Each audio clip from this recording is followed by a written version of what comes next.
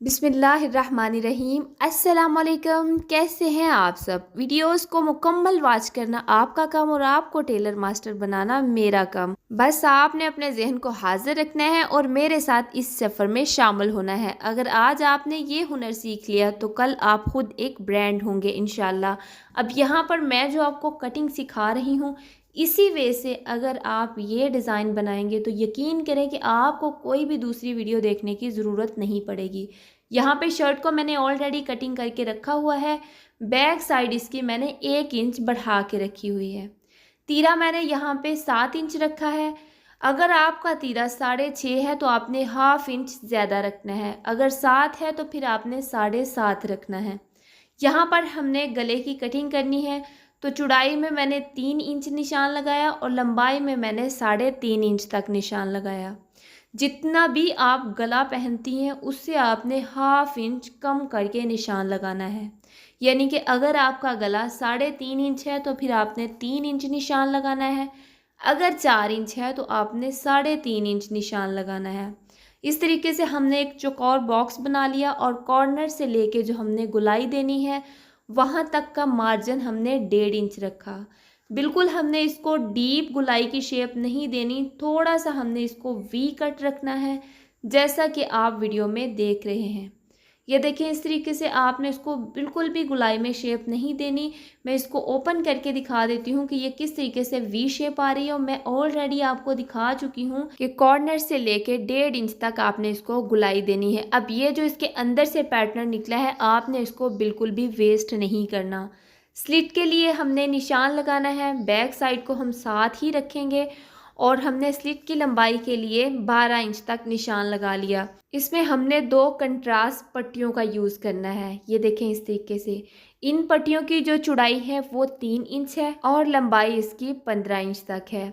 इन पट्टियों की जो चौड़ाई है वो आपकी लेस के ऊपर डिपेंड करता है कि आपके पास जो लेस है वो कितनी चौड़ी है या आप कितनी चौड़ी लेस यूज़ करना चाहती हैं। ये देखें, मेरे पास तकरीबन 1 इंच या 1 इंच से 2 पॉइंट कम चौड़ी लेस है।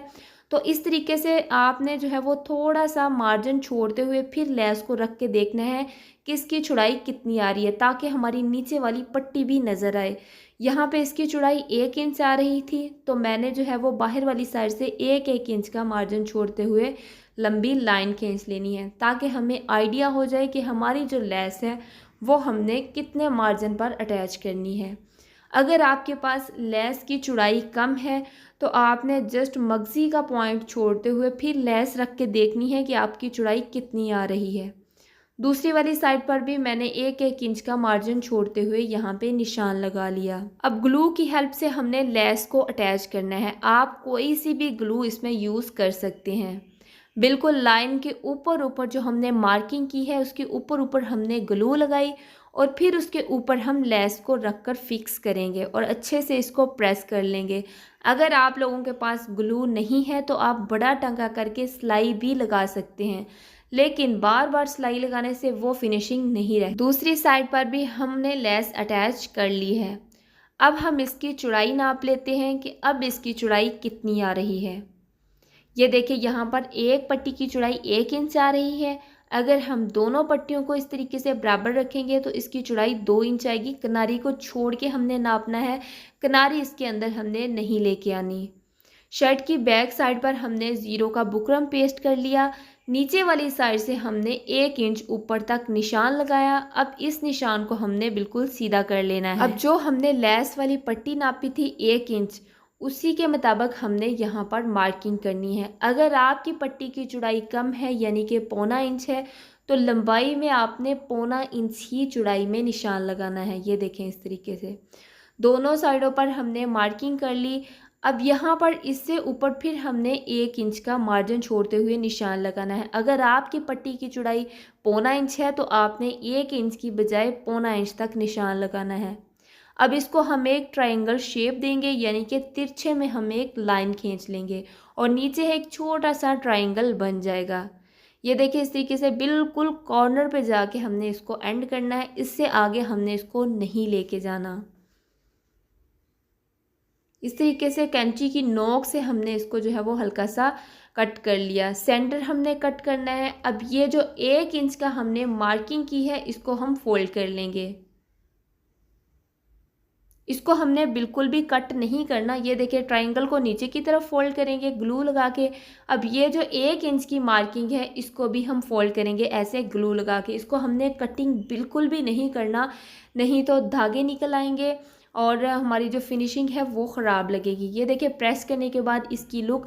अब ये जो हमने पट्टियाँ तैयार की हैं वो इसके अंदर रखेंगे इस तरीके से। किनारी हमने अपनी शर्ट के नीचे दबानी है, जस्ट हमारी लेस और पट्टी नज़र आनी चाहिए। अब इसके ऊपर भी हम ग्लू की हेल्प से इसको पक्का करेंगे। इसके नीचे कपड़ा लगा के फिर हम एक ही बार सिलाई की हेल्प से इसको पूरा करेंगे। यहाँ पे स्लिट को जितना भी आप ओपन रखना चाहते हैं वहाँ पे आपने निशान लगा लेना है। मैं इसको 3 इंच तक ओपन रखूँगी और इसके बाद जितनी भी स्लिट है उसके नीचे हम ये वाला कपड़ा लगा देंगे।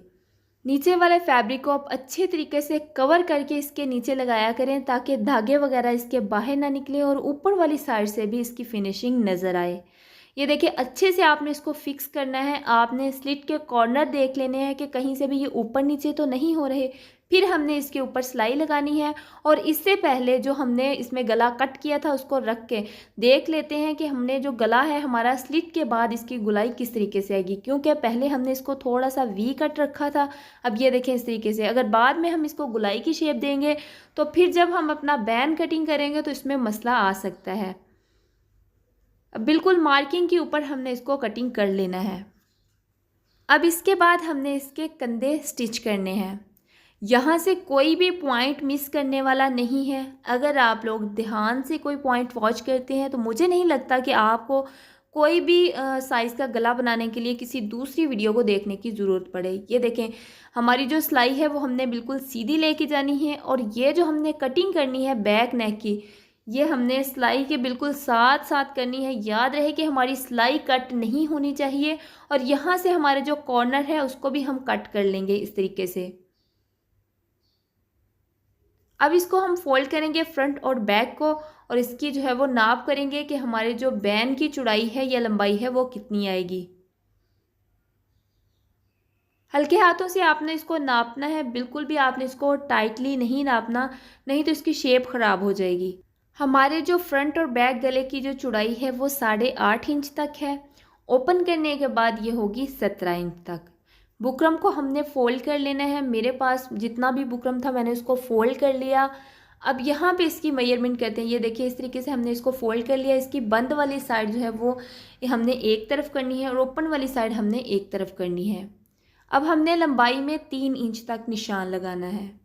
ये एक फार्मूला है, आप किसी भी साइज़ के लिए अगर बैन बनाते हैं तो आपने यही फार्मूला इस्तेमाल करना है कि 3 इंच लंबाई में और 3 इंच ही चौड़ाई में आपने इस तरीके से लाइन खींच लेनी है।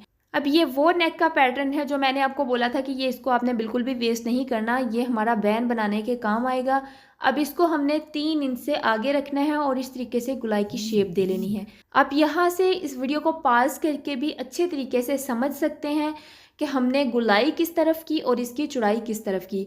यहाँ पे हमने कटिंग नहीं करनी, हमने 2 से 3 पॉइंट फिर आगे की तरफ मार्किंग करनी है। सेम एज इट इज़ हमारी शेप होनी चाहिए, शेप बिल्कुल भी ख़राब नहीं होनी चाहिए। अब ये जो हमने बाद में मार्किंग की है बाहर वाली मार्किंग, इसको हमने सेंटर पॉइंट बनाना है और दोनों साइडों पर हमने 1 इंच तक मार्जिन छोड़ते हुए फिर हमने जो है वो अपने बैन को ड्रॉ करना है, या आप 1.25 इंच का मार्जिन भी छोड़ सकते हैं। 1 इंच की चौड़ाई में मुझे बैन थोड़ा सा बड़ा लग रहा था तो मैंने इसको 1.25 इंच तक जो है वो निशान लगा लिया। अब 1.25 इंच तक हमने इसकी मार्किंग कर लेनी है। याद रहे कि जो हमने बाहर वाले निशान लगाया है, जो हमने रैंडमली एक निशान लगाया था, वो हमारा सेंटर पॉइंट होना चाहिए। ऐसे करते हुए हमने 1.25 इंच तक निशान लगाते जाना है और अपने बैन को ड्रॉ कर लेना है। अब इन डॉट्स को हमने लाइन में चेंज करना है। ये देखिए इस तरीके से जितने भी डॉट्स हैं उनको हमने मिला लेना है और एक बैन की शेप दे देनी है। अब हम इसको कट कर लेंगे और कट करने के बाद जिस फैब्रिक पर आप इसको पेस्ट करना चाहते हैं उस फैब्रिक पर हमने इसको पेस्ट कर लेना है। हमारा जो बैन तैयार आ रहा था वो 17 इंच था, लेकिन यहाँ पे ये जो बैन है वो तकरीबन हमें 1 इंच ज़्यादा की ज़रूरत पड़ेगी। ये देखें इस तरीके से ये 9 इंच तक इसकी चौड़ाई होगी। जब हम इसको ओपन करेंगे तो ये 9 और 9 18 इंच तक, लेकिन हमारा जो तैयार बैन था वो 17 इंच तक था। अब इसको हमने पेस्ट कर लेना है अपनी शर्ट वाले फैब्रिक के ऊपर। ये इसी पैटर्न के हमने 2 फैब्रिक कट करने हैं जिस पर हमने इस गले को सिलाई करना है। बुकरम के साइडों पर जितना भी एक्स्ट्रा फैब्रिक है उसको हमने फोल्ड कर लिया, इसके ऊपर अच्छे तरीके से प्रेस कर लिया, इसके सेंटर पर सिलाई लगा ली और जितना भी सेंटर फैब्रिक था हमने इसको कटिंग कर लेना है। अब हम इसको खोलेंगे और अच्छी तरीके से प्रेस कर लेंगे। याद रहे कि इसके जो कॉर्नर है वो हमने सिलाई नहीं की, जस्ट हमने इसमें गुलाई में ही सिलाई लगाई है। ऊपर वाली साइड से हमने इसको बिल्कुल भी सिलाई नहीं करना। अब हमने इसका हाफ करना है और अपनी शर्ट का हाफ करना है और हमने इसको लगाना स्टार्ट करना है। ये देखिए यहाँ पे आपने बिल्कुल छोटा सा कट लगाना है, यहाँ आपने एक निशान लगा लेना है। 1/2 इंच का मार्जिन छोड़ते हुए हमने इस बैन को रखना है। शर्ट वाला जो फैब्रिक है इसको आपने बिल्कुल भी नहीं खींचना, सेम ऐसे ही रखना है जैसे ये गला हमने रखा है, ऐसे ही हमने सिलाई करते जाना है। बिल्कुल हल्का सा भी आपने नहीं खींचना, नहीं तो इसमें झोल आ जाएगा। 1/2 इंच का हमने मार्जिन छोड़ना है। जहाँ से आपको लगे कि हमसे ये गला टर्न नहीं हो रहा तो वहाँ पे आपने नीडल आपने फैब्रिक के अंदर ही छोड़नी है और पाँव को आपने ऊपर उठाना है। फिर आपने इसको टर्न करना है और इसके ऊपर सिलाई लगानी स्टार्ट करनी है। मशीन को आपने इतना स्लो चलाना है कि आपकी जो सिलाई है वो बिल्कुल कॉर्नर के ऊपर आनी चाहिए, कहीं से भी टेढ़ी मेढ़ी नहीं होनी चाहिए। छोटे छोटे पॉइंट होते हैं समझने वाले, अगर आप लोग इसको इग्नोर करती हैं तो फिर आप लोगों की सिलाई में फिनिशिंग नहीं आती।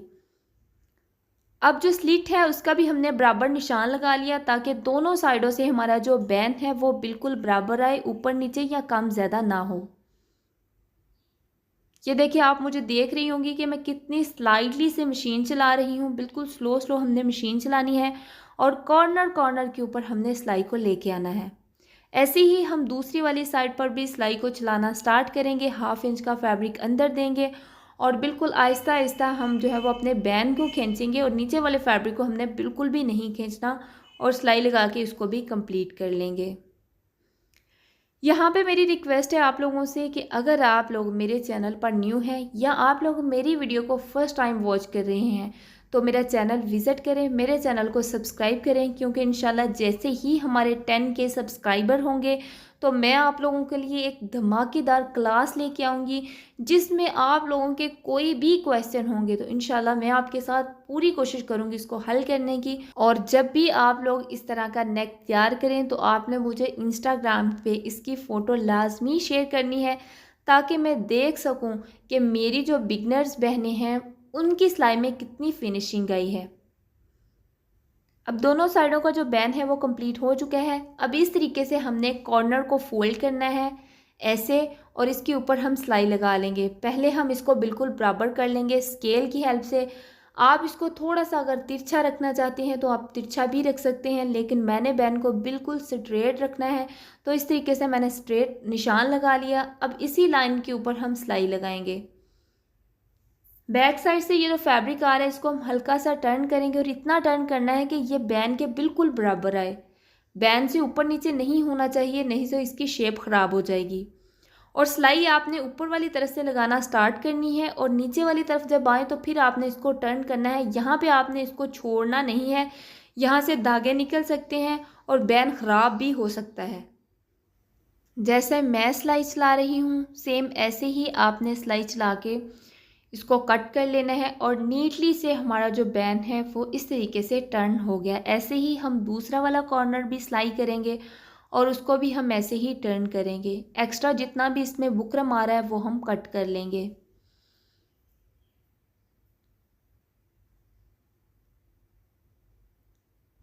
ये देखिए इस तरीके से हमने तकरीबन 2 पॉइंट का मार्जिन छोड़ते हुए बुकरम को कट करना है और अच्छे तरीके से इसको टर्न कर लेंगे, प्रेस करेंगे और प्रेस करने के बाद हमने इसको हैंड स्टिच करना है।